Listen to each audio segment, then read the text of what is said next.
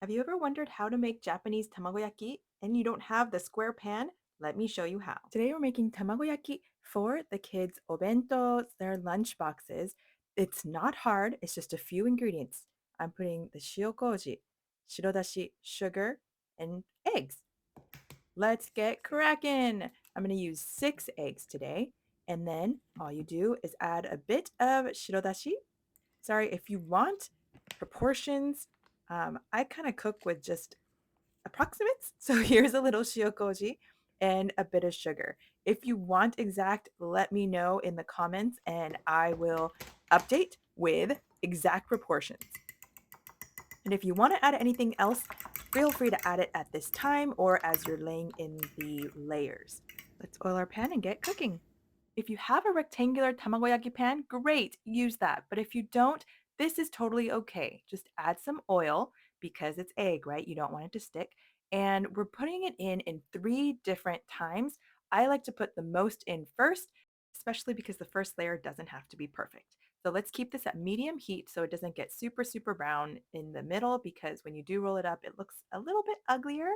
This layer can be treated kind of like scrambled eggs where you put it into the middle. It doesn't have to be super pretty at this point. We're going to be rolling it all up, but I do like to keep it kind of bunched together so that it's not just completely scrambled and separate, but as you can see, it's all kind of one sheet. And by the way, I love my HexClad pans.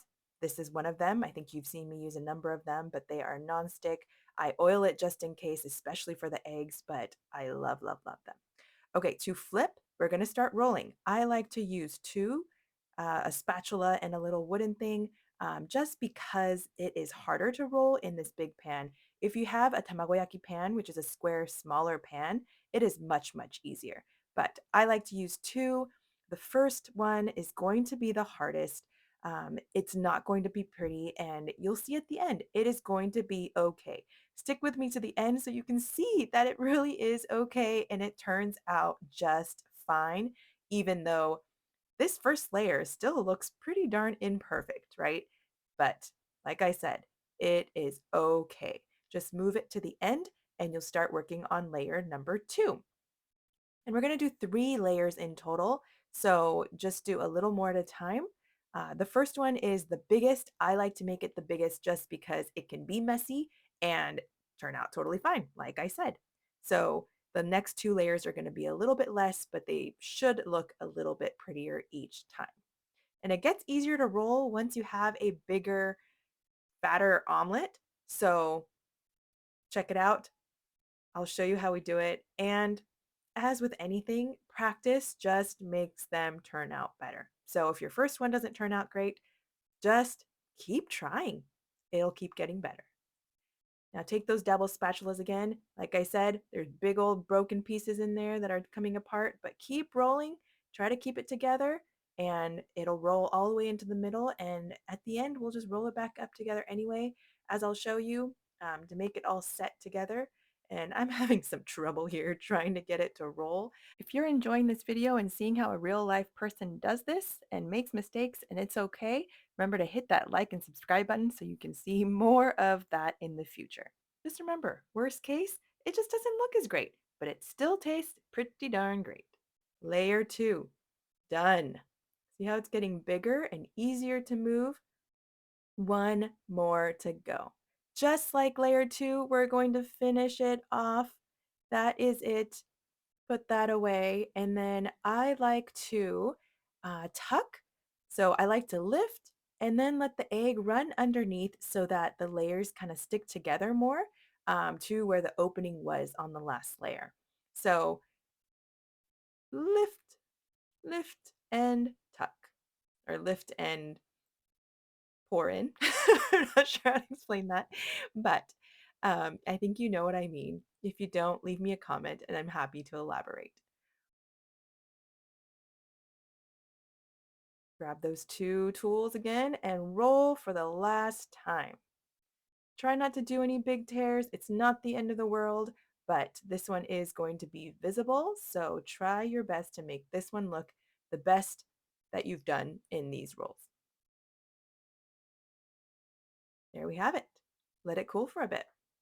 And then have your sushi mat prepared with plastic wrap. And if it is too wide on the side, like this one is a little wider than my usual ones, it's a little bigger. And so the sides might be a little hard to tuck. If so, just cut off the ends, or you can just do your best. Worst case, it's only sitting in the fridge for a little bit to let it set. So it's okay. You can just let it set and then cut it. But okay, we're going to start rolling, kind of like how we roll sushi, right? And you want the plastic to connect to each other. So lift and roll. And then I like to just flip it over because then the wrap connects together, pull it tight, and then keep rolling because I'm going to keep it in this. I'm going to put the rubber band pretty securely on there. I'm going to tighten it so that it is holding pretty firm. Now, refrigerate until it's cold and set. Packing time! Unroll this and let's see how it turned out. One of the hardest things to do might be finding the ends and unwrapping this thing. Oh, that was actually pretty good. I've had a lot more trouble in the past. But let's see how this has turned out. I like to think the ends that get cut off and that are imperfect are always the perfect ones for tasting. So, one for perhaps me and a kid, or maybe two kids, and then we're just going to slice the rest up for putting into the obento. But let's take a look. See how it turns out okay? Like it all just comes together, it gets set together, and it looks great. So those are going into one lunch box. And then I'm going to cut more for the other lunch box.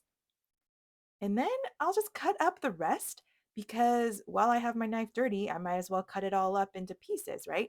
And I can just wrap it up and nobody has to cut it again or go get another knife dirty. We just take this all cut up, wrap it up, and somebody can just unwrap and take pieces, or we can just put pieces into the next day's obento or put it into whatever else we want to use it for.